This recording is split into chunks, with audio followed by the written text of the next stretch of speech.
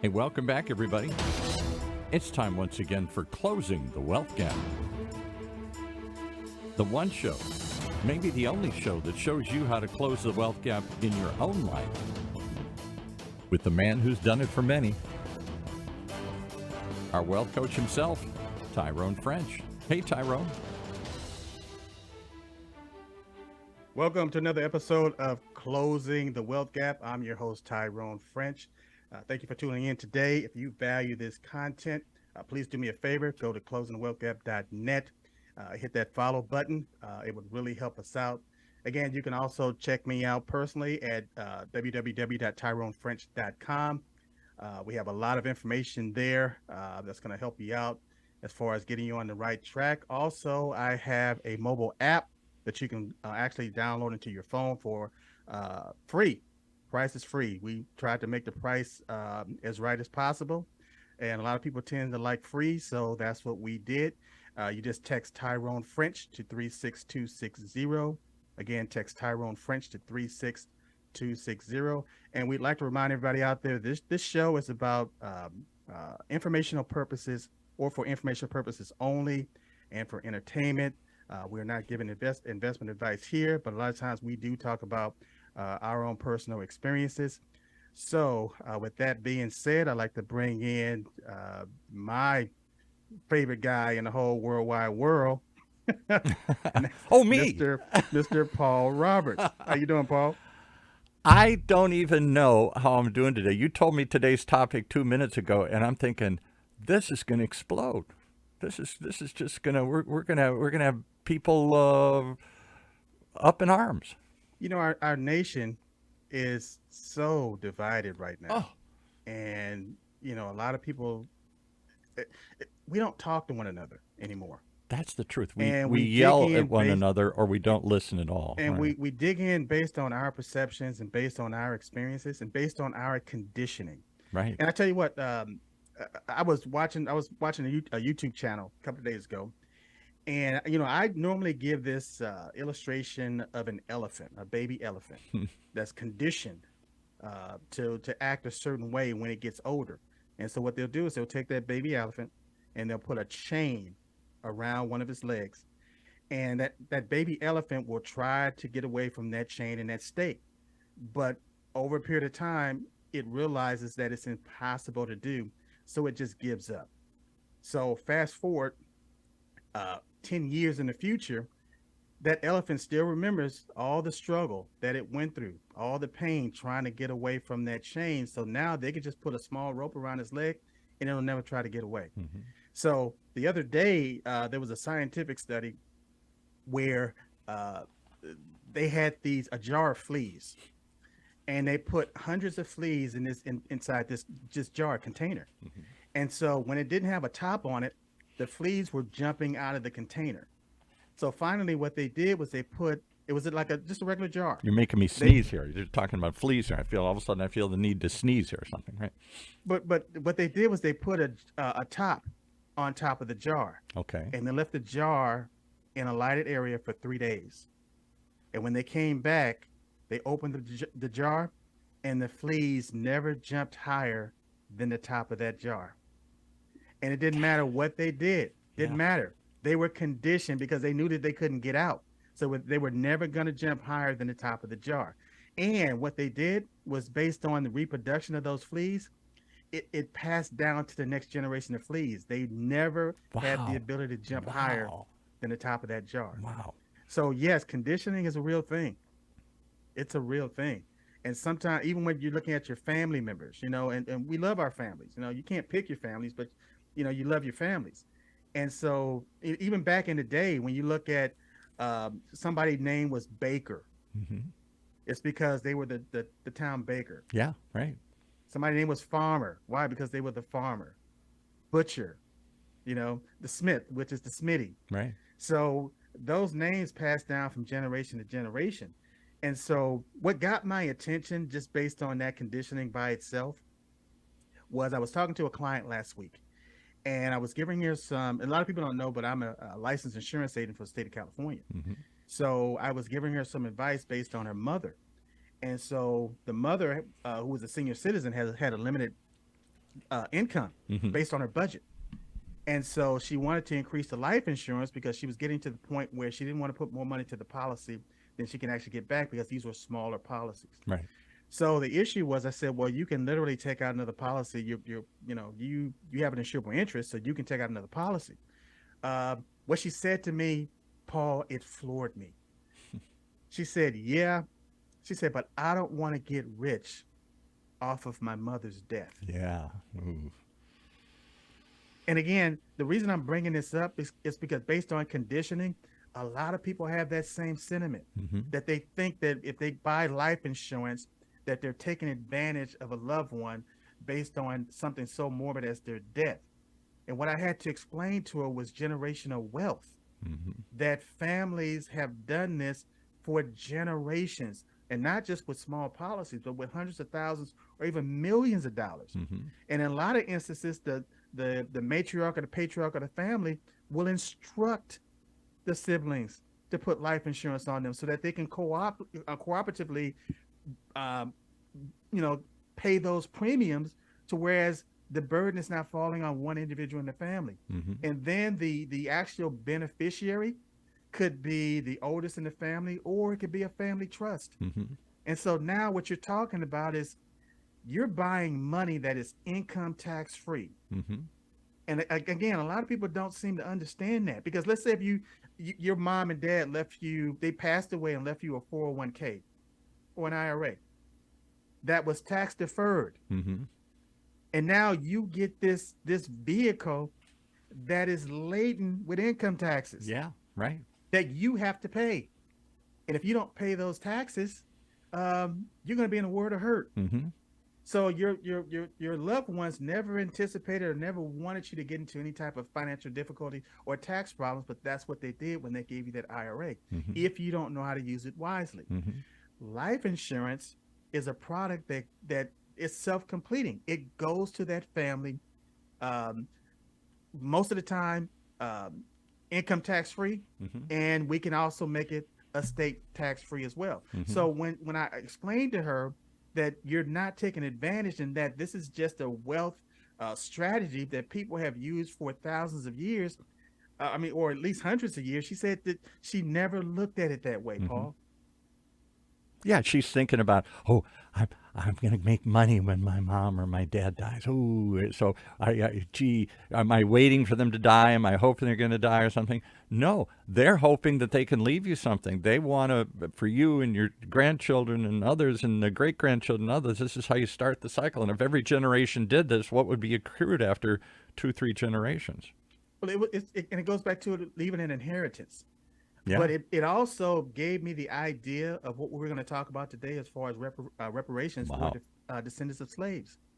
Because not only are we dealing with that, the deficit of having the generational wealth, but you got to kind of look at the systemic racism that was going on based on people not even being able to be, they couldn't even have the opportunity to buy life insurance. They couldn't even buy life insurance, Paul. Couldn't buy anything for a long time. They couldn't even accumulate certain assets that they could pass down to the next generation. So in California, in San Francisco, they're doing a study. And what they're saying is that what they want to do is provide reparations for descendants of slaves. Mm-hmm. And they threw out a dollar amount. Now, this is not going to be finalized. It's still in the preliminary stages. It's not going to be finalized or they're not going to come to it's not going to be a conclusion in June of this year, 2023, but they're going to be on the right track as far as trying to figure out what the dollar amount is. And so a number that they put out there was $5 million for a descendant. And the NAACP actually balked at that. And a lot of people took offense to the NAACP objecting to, why would you object to a dollar amount based on descendants of slave when it could actually help the community? Mm-hmm. And what a lot of people just didn't seem to understand is that they understand finance, they understand economics, they understand wealth. And so African Americans, we represent 12% of the population. Mm-hmm. If you give somebody $5 million with no financial education Yeah. and no financial literacy, case in point, a lot of people win the lottery. Yes. And they studied this, they've tracked it. They win the lottery, and maybe 5 years after that, not only are they broke, but they're in debt, Mm-hmm. and they're filing bankruptcy. And it destroys their lives, it destroys their family lives. But really, guess what happens to that money, Paul? It really it leaves the hands of the person that is financially illiterate, and it goes right into the hands of the person that is financially literate. Yeah. So it would Yeah. destroy. I mean, if we represent 12% of the population, I would say that it would destroy 6% of the population right off the back. Just by Everybody having would that spend money like a alone. drunken sailor. Everybody would just go out and waste it and blow it, and the predator, like they say, when you win the lotto, they try and keep your name secret because immediately people descend on you. Oh, a needy cause. Oh, a great get rich scream. Some other crazy thing, and people fall for this stuff, and all of a sudden they get taken advantage of. In the same way, I'll give you another shocking statistic. I wish I could remember the exact number. We had a representative from the NFL Players Association in here, NFL Players Association. And they said, not talking about the handful of superstars, I'm not talking about the couple that we all know. Right. I'm talking about the majority of people who play pro football become broke and in debt and in distress by the time their career ends. Right. Because many of them came from nothing. They came from humble beginnings here. And it isn't just African Americans. It's every color into the spectrum here, right? Kid from the Right. farm in Ohio, the It's kid about from financial. It's about financial literacy. So literacy. yes, And these kids hit the jackpot. They think they're suddenly making millions of dollars after all this. And every relative, every friend descends upon them, and they just suck them dry. And every get rich scream, and they throw it away and blow it, and big lifestyle and everything. And I saw this, everybody knows I worked in Hollywood for a little while as an entertainment publicist. I'll never forget, I was working on a show called Chips. Remember Chips, the motorcycle show? I had a good client that was on Chips. And somebody signed on for the last season of Chips as like, not the star, but, like another recurring character. And the first thing that actor, I still don't remember his name because he disappeared right after this, but his first deal was when he got the assignment, before he got his first check, he went out and bought a multi-million-dollar house, assuming that he's going to make enough through the coming years. And the show got canceled the next year. right. And he didn't make multi-millions off of one season, the last season of Chips. And I don't know what happened, but he disappeared in obscurity. I thought, how stupid. The first thing you're going to do is go buy a big mansion. Why don't you do the work first and see how well it pays out and get a financial planner and figure out the future of how to do this? But Paul, you perform based on your knowledge level at that time. Yeah. Right. And so based on where he was, based on knowledge, it just felt like the right thing to do. Yeah. And the people that were around him on that same level were probably encouraging him to do it. Yeah. You're made Because it. they didn't know any better either. Yeah, and you again, made here's the it. thing. I am not against reparations. I'm for reparations. But I'm against reparations without education. Or for one big, is it come as just one big check? You just get what just arrives in the mail, and Well, suddenly again, you're they're you're a still millionaire. debating whether it's just going to be a cash payment or what I would prefer. Just like if somebody passed away and the insurance company could give them a large check, or they can do what's called a settlement option, and so they can break it down and break down payments. But here's the thing: I would be more inclined to states and federal governments saying, "Hey, look, we're gonna give you an annuity. Yeah. We're going to set an annuity aside, just like someone like Social Security. Have a fund that we're going to give you an annuity, and let's say that annuity is for X amount of dollars per year. Mm-hmm. And not only is it for you, but it's for Your your descendants. kids and your grandkids as well. Yeah. Again, and that could be true generational wealth. But again, if you give a large dollar amount to somebody that's financially illiterate, and then that's a one-time deal, not only did they mess up themselves, but they messed up future generations as well. Yeah. I'll Interesting. give I you a case in never, point. Hey, never, but I'll give you another case in never point. heard this. Right. Mike Tyson. Yeah. I'm on social media this morning, just going through and checking my various Yeah. social media sites and stuff, and all of a sudden this pops up on LinkedIn, and it talks about Mike Tyson generated over $300 million in his career Wow. before he retired boxing in 2003, but he was 30 to 60 million dollars in debt due to bad financial habits. He blew $300 million and then some. But Wow. here's the other side of the story. Once he put himself, so once he got around the right people Mm-hmm. and he began to educate himself, what he did was he built a $1 million a month cannabis business. He has a podcast now. I He know has he's over big. 500,000 people per month listening to his podcast, and he earned like $10 million just from an exhibition fight. So now basically he's worth about $400 million. Worked his way back But up. he had to go through that. He went through that so Wow. that other people could see that, yeah, he made all of that money without education and without having a good team around him. And he blew it. And the minute I guess, he had a aha moment and the right people came into his life. And that could be the right spouse. It could be the right business manager. It could be the right attorney. Could It be could the right podcast accountant, he tuned into one day. the right podcast Right. with the right audience. But he That got back on track. aha And again, moment means anyway, suddenly it hits you like a light bulb goes on. Oh man, what am I doing? so again, I want people to tune in, listen to this show, and give us some feedback. Just go to Tyrone at TyroneFrench.com, send an email. Give us some feedback based on what do you feel about reparations? How do you feel about reparations? What form do you think reparations should come in? Because some people even look at education. Let's start giving college scholarships out to Yeah. individuals. Oh, that's intriguing. Does it have to be money? Couldn't it be something that would actually advance your life or your kid's life, not just, oh, I'll give you a bunch of money and you blow it? But again, Paul, the reason that it's a delicate topic Oh, is because there's a cause and effect relationship to everything. So imagine now you have a large population that's receiving millions of dollars that's being now circulated into the economy. Guess what that's going to do to inflation?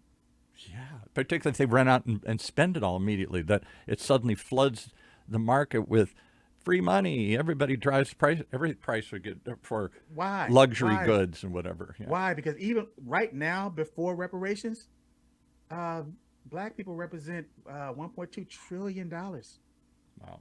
in the economy, Wow. just based on wealth. And so once that money hits the economy, yes, it's going to cause inflation. But again, what it's doing is you're not really investing, you're spending. Yeah. And so again, that money is That's the just key. going to matriculate itself up to the top. The people who collect money will collect more, banks or whatever, and everybody else here. That Banks, income tax. I mean, so again, that's another thing. Do you tax this money? Is oh it taxed boy. or non-taxed? So again, they're hashing it out. And can I ask one? And Sure. believe me, I'm the only person. This is a hard conversation for somebody who looks like me to even enter into, because I don't understand the But pain. that's why you and I are having this conversation. Yeah, this is. Yes. So the one question always comes in my head is, two questions. I'll give you two questions. Who gets it? Because there's an awful lot. How do you trace your lineage? Some people can, and that might be pretty clear cut, that I'm the grandson, great grandson, or something of somebody who's a slave. But an awful lot of people in America can't trace their lineage past their parents, and they don't know anything about their past. And people have intermarried and mixed and all sorts of stuff through the years. It's not like this population stayed apart and stayed alone and everything else. You've got other. You say you're even part Native Indian, American Indian, and stuff Yes, here. Native American. We all got some. Not all of us, but a lot of us have some mixture of people, particularly in the last generation, as the walls have come down and people have intermarried and intermixed and whatnot. And it just seems like it's not a clear-cut case, and it seems like it's rife for fraud and for other things, or a difficulty deciding And how would it be? You get one, but you don't. Well, we're both black. We both live in the same community. But you can't show, but he can or she can. That Well, seems I like an really do think that they're going to do a lot of DNA testing. They're going to go back and look at records because even mm. during the Civil War, a lot of those records were I destroyed. was gonna say all that stuff's got Right. to be gone, and So a lot of times it's going to be the onus is going to be on the individual. In my opinion, as far as because a lot of black people have family Bibles, okay, and a lot of these stories again were passed down from generation to generation that can actually put a loved one in a municipality. Like my family matriculated from Alabama, mm-hmm. and so there's a cemetery in Alabama, in Baldwin County, where there's a church. It's been there for eons, but most of the Frenches, with their grave sites and their tombstones, are literally on that site. Wow, okay. Yeah. So again, with Can just you based on trace the your dates. lineage that far back? I mean, are Yes, you? yes, and DNA testing and things like that. Again, I don't know the science behind it. Mm-hmm. I don't know exactly how they're going to do it, and that's what's being hashed out right now. I do believe that it can be done fairly, um, if it's done properly. But you got to look at there's going to be fraud, waste, and abuse in every system. Oh, And just look at COVID. Look what happened. COVID, Look and what they're happened coming with back COVID. with all these scams and stuff here. You had a lot of athletes that were taking COVID money, making millions of dollars. You had, actors and actresses and business people, and they were literally just going out there and buying, high end sports cars and things like Yeah, that, that homes. wasn't what it was But you know intended what? for. Chickens, those chickens came home to roost, and they're going back and they're taking that money back from a lot of these people. Yeah. They're seizing their assets. Well, that's one question that comes to mind. How? And then the other question is, does it open the door? There are other groups out there. Maybe nobody's been enslaved. That's a severe form of I something. tell you what, there's going to be a whole lot of black people Yeah, I'm saying. Maybe that's there's. coming out of the woodwork Yeah, that all of were a never sudden I'm gonna black go back and look before. at my ancestry. Maybe I got a 1/8 or something here somewhere. But They're gonna be people in the Klan talking about how woke they are. yeah, exactly. And does it open? Then I was listening to discussion. Some Native Americans, they say, well, how about us? We weren't maybe totally enslaved, but we were run off the land. We were killed like we were wild animals, and we were pretty much. It was a genocidal. As they came west, there were an awful lot of genocide where they just killed us in mass here, or other groups like that will feel, well, what about me? That's the Well, one you're that gonna obviously have a comes to you're gonna mind. have a lot of that. But again, yeah, I mean, people are gonna be coming out of the woodworks. But you got to look at what reparations were given to Native Americans just based on reservations and based on sovereignty and based on the businesses that they have popping up right now, that they didn't have to pay income tax on. So yeah, it's a lot of questions. A lot of things have to be answered. And again, I'm not against reparations, but what I am against is Mass payment. people getting all of this money, these cash settlements, without any financial education. That is a recipe for disaster. Why wasn't any of this talked about or discussed in the day when emancipation happened, slaves were freed, the war is over? You Well, it knew was talked about, you and you but you knew but it who was was talked a about on the slave other and who end wasn't a because it was slave. it was the slave owners that got reparations. Eh, And even when you go as far back as the Freedmen Bank, where Right. a lot of African Americans, put their money into the Freedmen's Bank, and the bank failed, and they lost all of their money. And so to this day, you have a lot of, African Americans that don't trust, they don't trust banks. Really? And so even the banking institution have a name for the people. They're called unbanked. Yeah, They're I've heard that. unbanked. The unbanked, right? Yes. Yes. So again, I just think that there has to be some type of educational process to undo a lot of the negative uh, stereotypes and the stigmas that were placed. Because again, going back to conditioning and recondition people Yeah. to understand that now it's not just about you and your lifestyle and your car and your house and but you're doing this for generational purposes. Which would make sense if you to follow your idea. I mean, I haven't followed it as closely. I know it's been talked about, seriously talked about here in California and other places. And I wonder if there isn't another way other than a one-time payment.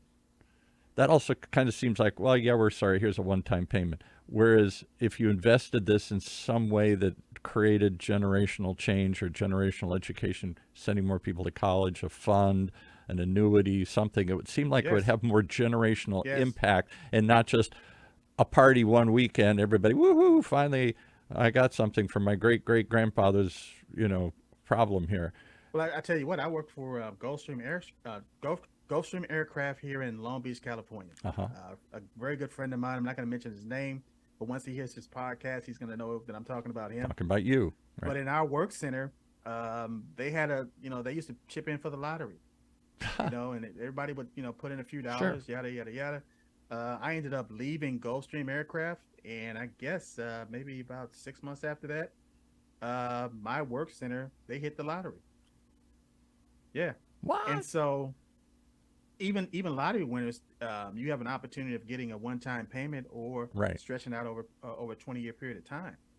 So again, let's say you decided to take the annuity and you became a spendthrift, meaning that you spent every dime you had and then some. Well, if it was an annuity, yeah, you suffered that first year or that first couple of years, but now over a period of time, you've educated yourself, and now you start using the next 18 payments wisely. Yeah, right. So I get it. I see both sides of the equation too. There's I a know part of lot the of people- story nobody's talked about. Everybody's talking about how much and who gets it. Nobody's talking about what happens when they get it or how they should get it or what's the best way to make reparations, to make some conciliatory gesture. This was horrible. This shouldn't happen. You're due something as a descendant of one of these people. Somebody, and talk about the other thing that happened in Los Angeles. I thought this was miraculous. I never thought I'd live to see the day that this would happen. There was land physically taken away from an African-American couple in, I don't know. Manhattan Beach. Manhattan Beach. I thought it was like Hermosa Beach, Yes. Manhattan Beach. And it was on the ocean. And they used this kind of a campground, and the place where Resort. Yes. black people could go camp and do some stuff here. And somehow they did all these shenanigans. I don't know what the deal of it was, but these people Eminent domain. got robbed. They got their land taken. And that just happened a lot, and they're poor and voiceless, and they're black, and nobody said anything. That story persisted, and justice, it took forever, I don't know, 50 years or something, but the city finally gave it, because nobody ever built on it. I guess it was a park, I think, or something. Right. And so it wasn't like they had to kick somebody else off the land who thought they'd bought it legally or something. This land had sat there, the city owned it, didn't get developed, so that was unique. And finally, the city handed it back Yes. to the descendants of these people. And it's now Yes. worth, I don't know, I can't imagine the millions of dollars acre on oceanfront land is or something. But the point is, it wasn't theirs to begin with, and they acknowledged it and gave it back. It took forever.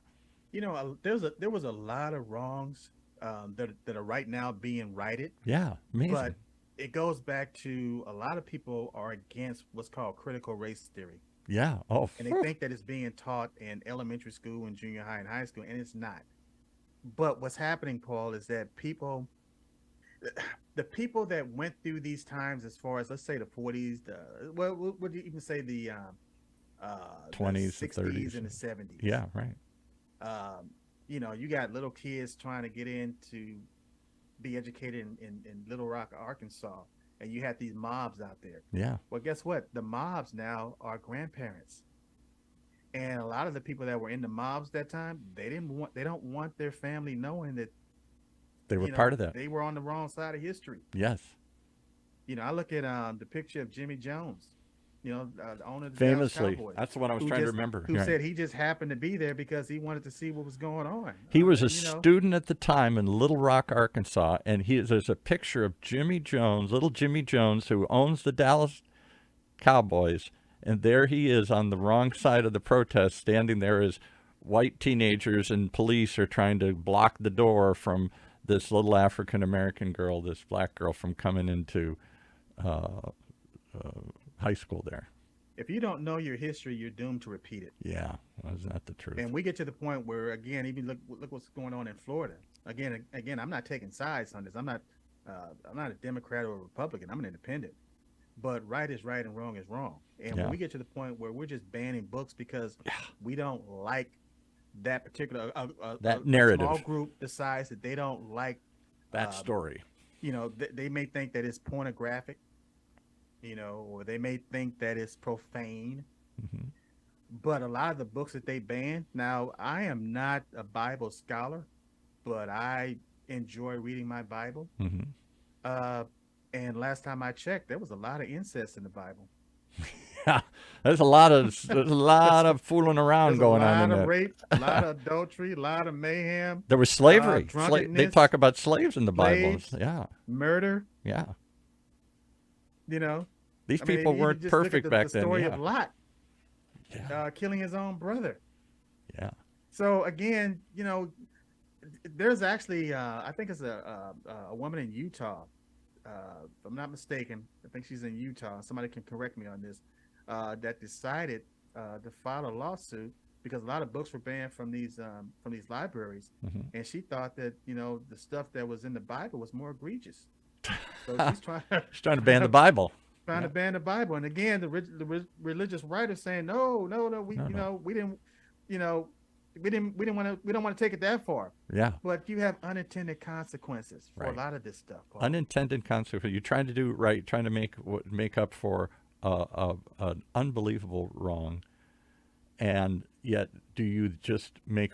I'll give you kind of a weird analogy to take us. Maybe this is the end of the story here, but Okay. I have read in numerous cases, it's now well documented, that some of the richest people in the planet, these are people who've made more money than anybody's ever made. I'm talking about Bill Gates. I'm talking about Warren Buffett. I'm talking about people who have made more money than any human has ever in history, signing pledges that not just that they're going to give away 90% of it or something, Yes. that they ain't going to give it to their kids. Like, give them something. And they'll be well taken care of. They'll have millions, but they're not going to have billions. Because the assumption is if I give you $100 billion, Junior, I am not helping your life. I am destroying your life. Yes. Yes. Really. Yes. Yes. If I just So hand this again, to you. But I can relate to that again with the same thing with reparations.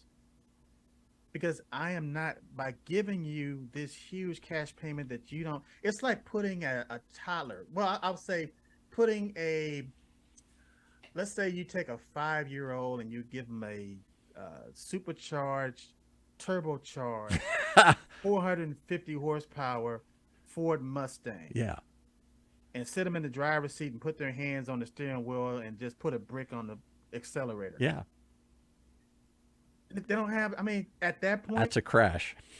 that's a crash waiting to happen. However, over a period of time, that same child can grow up, learn how to drive, and understand the rules of the highway, Get ready for it. and be ready and prepared for that opportunity, and they'll probably never have an accident. Yeah. But again, it goes back to preparation. So we need. You know, So maybe the opportunity show to is be there, preparations but for let's- reparations here. Maybe it's preparation You for know reparations. what? Somebody may decide to trademark that. We can copyright that. Preparations for reparations. I Yeah. like that. Because I get the sentiment, I get the emotion, I get the feeling for justice, even if it's long overdue. But how, who, what? That seems like that's a lot of difficult questions to answer and all that there. Yeah. Well, one of the things that people are looking at too, they'll say, well, I didn't have anything to do with slavery. I wasn't even born then. Right. And which is a valid point. But what they fail I to do hear that realize- in my community or friends Right. of mine, and say, and that's "Wait, why you and I are having this conversation. I Yeah. mean, you and I are friends. yeah, absolutely, We talk. I mean, we've got a podcast. We talk about everything. talk offline And about the most nothing's amazing off things." limit. Yeah, And again, you get a fresh perspective based on, I didn't look at it like that. Right. Now I understand where you're coming from. But what people fail to understand when they make that argument that, I wasn't there and I had nothing to do with it, the government was still in place. The Mm-hmm. same government that you had then, it's still here Mm-hmm. and today. And you still have the uh, executive branch, you still have the legislative branch, and still have the judicial branch. Mm-hmm. And again, without the Supreme Court, a lot of this stuff couldn't have happened. It just couldn't have happened. Well, the And famous, people never, they don't look at it like that. It's like, okay, you weren't there, but the government was there. And yeah. so the reparations are now coming from the government. They're not coming from you.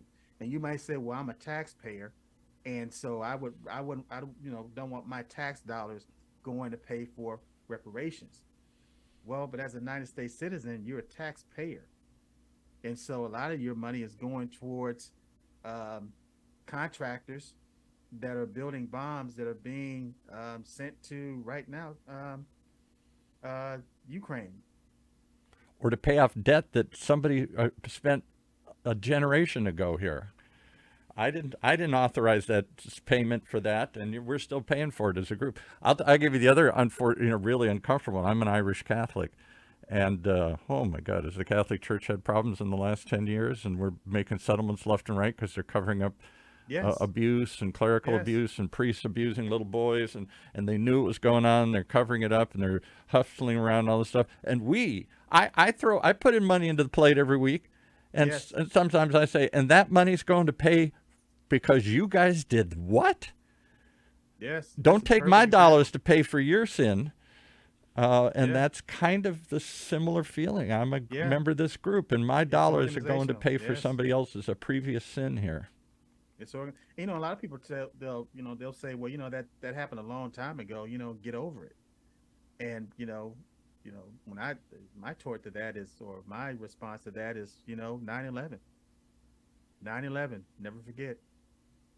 The Jews. The Holocaust, right? You Never know, forget. never again, Yeah. never again. But when it comes to African Americans, don't forget about it. That happened a long time ago.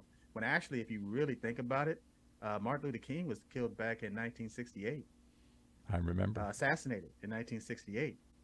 You had riots going on 1969 and even 1970. I remember when I was as a child going to school in South Central LA. Um, some of those hallways were still burnt out from the riots. Yeah, we all lived You through know that. what? And what again? What a lot of people don't realize is that Martin Luther King Jr. was a father figure for a lot of black people. Oh, huge. Yeah. And to get that gut kick. I remember the day. I remember the funeral, and all the stores were closed. And I think I was like maybe 5 years old at the time, and I remember that image of looking at Coretta Scott King, and she had sitting next to her little babies, and I felt, I mean, it was I could feel the emotion in the room, but then I turned around, and my mother was sitting there, and just tears was just flowing out of her eyes, and it's like as a child, it was hard to process, and it's like, mom, mommy, what's wrong, and don't cry, mommy, don't cry. Yeah. And You so don't know these again, people, right? that was a reality for a lot of black people. Again, that wasn't that long ago. Wasn't that long ago. So Well, you opened the door to a very uncomfortable subject for a lot of people here. That everybody, a lot of people, not everybody, a lot of people just like, let's just keep that one closed. It's too far gone. It's right, too hard to figure out or whatever. But what you did, in my eyes, you opened my eyes to one part of it I'd never thought about. Should it come to pass, should justice finally have its day in court here, how the heck do you do this how do you do it? without creating more problems? Yes, yes. And again, that's success, because if you can just, we're starting a dialogue here. And again, we don't have all the answers. I mean, we're not saying we have all the answers. We're just kind of talking about, current events, what's going on, and how do you solve this problem. But I do know that you don't really take somebody um, that's been impoverished and then put them in a situation where they can have anything and everything that they've ever wanted without some type of boundaries.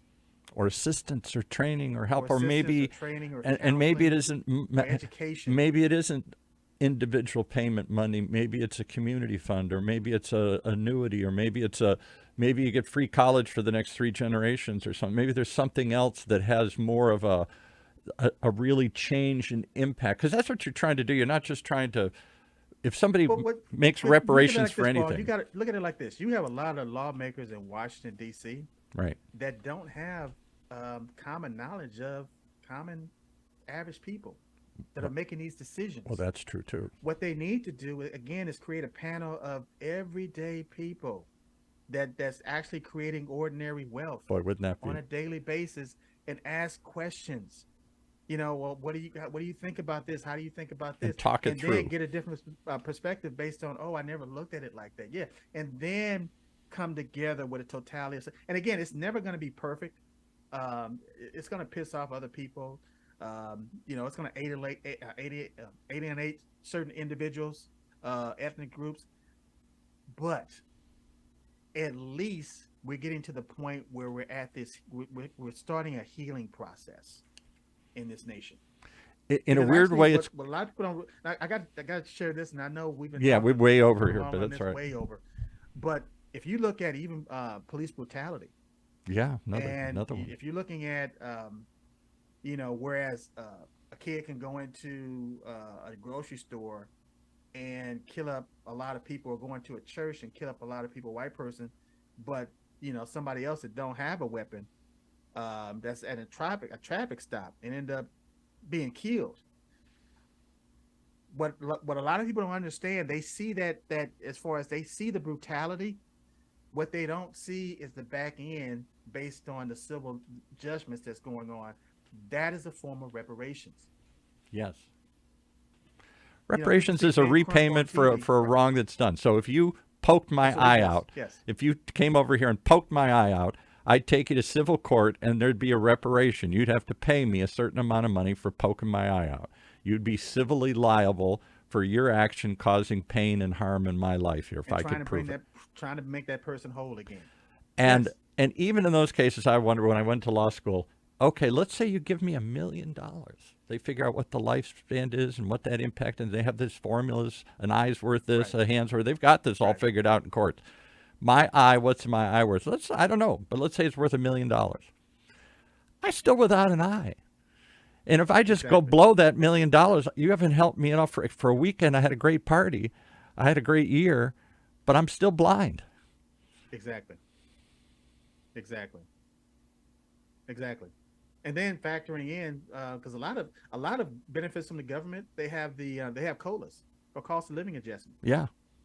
Just so let's say if you got a cat. Remember there was a commercial with Larry L. Parker Yeah. with this guy. He said Larry H. Larry Parker. Larry L. Parker got me 1.2 million or 2, Right. whatever it was, but his health expenses over a period of time Yeah. was way more than that. Right. Yeah, his healthcare costs was. I knew somebody more that than- was in a car accident, a young a friend of a friend. She was young and she thought she'd hit the payday because she got like 20 grand. Somebody rear-ended her. I'm fine. Hey, I just lucked out. I got 20 grand. She went to one of these attorneys. She got like 20 grand. They paid it with nothing else. She continues to have problems the rest of her life. Yes. She wasn't anticipating neck pain, back pain. That 20 grand, she'd live that 20. She'd gladly give that 20 grand back, not to have that pain and misery. I agree. Money Paul, I tell you isn't what, enough. Yeah, right. we're going way over, but this is what I want to do. Okay. Okay. I just want people. I mean, if you like this content, go to closingthewealthgap.net. Like I said, hit that follow button. Go to my website, tyronefrench.com. There's a lot of information, great information there. But download my app. Yeah. As far as having my business in the palm of your hand, just text Tyrone French to 36260. That's text Tyrone French 36260. And let's open a discussion. Let's talk about this. And Can it be discussed in an it's a open touchy way, subject. or is everything going to get emotional and people are going to yell one way or another? Never. What's wrong with you? Absolutely. Forget it. Whatever. Is there a way to have what we've tried to do here, a very complicated civil conversation about something that's very filled with lots of emotion, lots of Yes. history, and lots of feelings Yes. around it here? Thank you. There, I tell you, the best idea you came up with is everyday people who are everyday wealth, ordinary. What do we say? Ordinary wealth for everyday people here. Ordinary wealth for everyday people. I say we should have ordinary discussions for everyday people. We should have more say in how these things are done. We'd have more sense than some panel of multimillionaires sitting in Washington here. I agree, buddy. Okay. I agree. Fascinating discussion. I didn't know how we'd get through this, but we did. Whew. Okay. All right. See ya. Take care, Paul.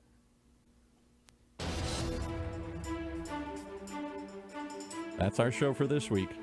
Closing the Wealth Gap. The one show, the only show that shows you how to take control of your financial future. Right here in Orange County's only community radio station, OCTalkRadio.net.